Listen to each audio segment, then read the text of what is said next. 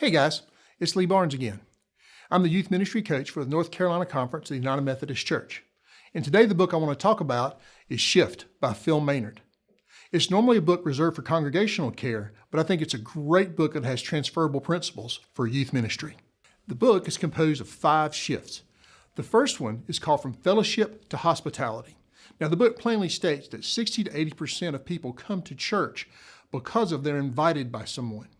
I think a principle that transfers over into youth ministry is that it's been noted in studies the number one reason that students come back to youth ministry is not because they had a great time by meeting an adult or having a small group or even having good food or a flashy light show.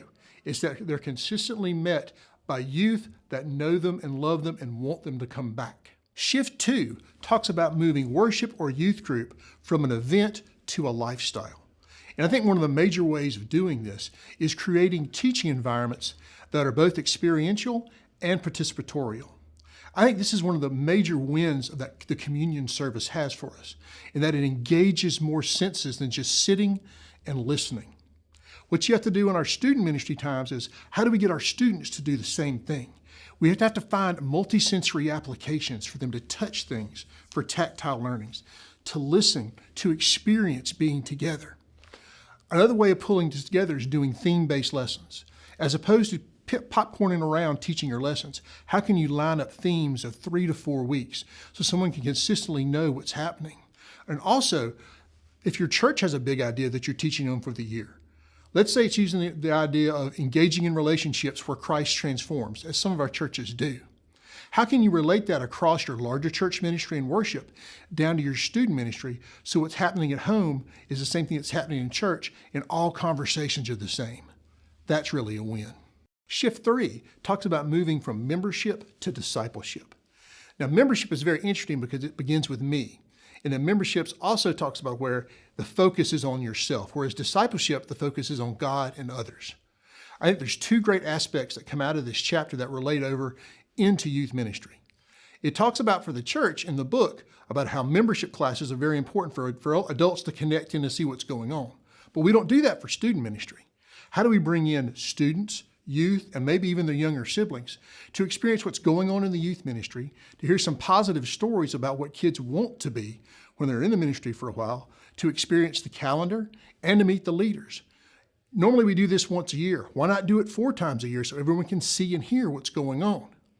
Also, another aspect that the book brings out is membership covenants. I've heard of a lot of youth groups having membership covenants, but never a church having one.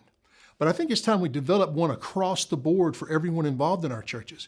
What is it? What do we expect of our members of our church at all levels? And how do we put that in a covenant form? Shift 4 is moving from serve us to service. Now, the big question is asked in this chapter is this: would your community be any different if your church or youth group wasn't there? That's a profound thing to think about. I think the application that we come across here is that people have to find their own areas of service, and how do we fulfill that in the proper ways? I think one of the best things a group can do is that's suggested by this book is, as a church, before you do any mission projects, read When Helping Hurts. It helps guide you into the appropriate ways of doing missions and how you can reach out. Also, visit some missionaries in our conference to know what they're doing. A local one is Randy Evans in Wilmington at the Hope Center. He can give you an experience of what it's like to be, what a poverty experience is like in Wilmington, and you can see what he's doing where students can experience what that's like. Also, engage in your community. See where the hurts are, where you can reach them. There was a church I spoke to this summer that went to their local leaders and said, "How can we help you?" And they said, and the leader said, "The problem is we don't have enough reading competency in our area. How can you help that?" And they opened their doors and brought books, and in 2 years brought up the whole elementary level reading competency. It's finding the right niche that you can connect to in your environment. Shift 5 talks about generosity. It's moving from a survival mentality into generosity that comes from the heart. I think one of the best ways this can be explained is that we need to teach as a spiritual discipline from probably as early as late elementary school that handling money is a spiritual discipline. And how can we start there to build it as a cycle that grows on and on? And lastly, when a church has its generosity campaign, it's not something that's reserved to be talked about in big church. How do we scale that to where it's talked about on all levels of the church, where everyone is engaging in the process so families can learn together, especially students during a time where they're taught to be, I can do whatever I want with my money. How can they gauge their money to focus it to see how it's being used by their church so they'll be responsible givers as teenagers and then grow into responsible givers as adults? Thank you for checking out this video. I really appreciate Phil Maynard and the Shift team and the people that pointed it out to me.